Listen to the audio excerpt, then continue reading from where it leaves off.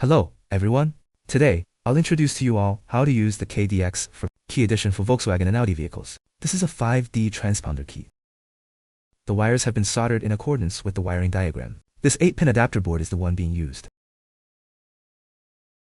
First, you need to upgrade this app to version 8.7, 1 or higher.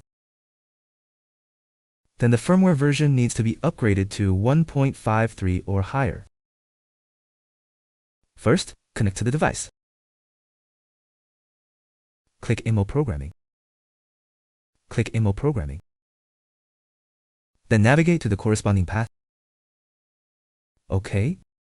And this one is for 5C, 5D transponder keys. Start execution. Click Read the original car key and generate a dealer key. Open this wiring diagram. Locate the corresponding wiring diagram. This is the corresponding wiring diagram. You can refer to this hole. The wire corresponding to this hole should be connected and let out. There are 3 pins in the top row on the front side here. 3 points need to be connected. Then there are 2 points to be connected here. Connect to the corresponding points. After making the connection, the wire on this side should also be attached to the corresponding point. You can see the marked points on this side. After the connection is completed, just directly insert the key to be read. Then read the chip data.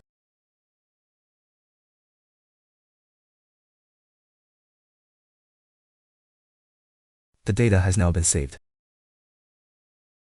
on the cloud server. This is its service code. Then you can use this service code to generate a dealer key and then perform key learning. For key learning, you can use the KD-X4 device. Key learning can also be done with the KD-M. Then there are 2 options here. This is the KD-ZB Smart Key. If you want to use this option, only 5C is supported.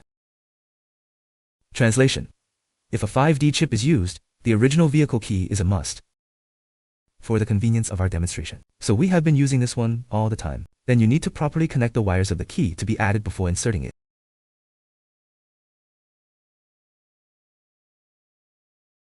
Select the original factory key after inserting it.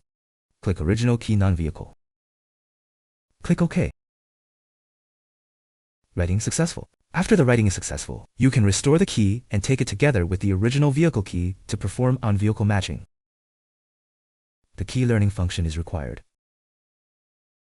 If direct learning is not available, you also need to unlock the SFD to proceed. However, in general, vehicles produced after 2024 will need to have the SFD unlocked.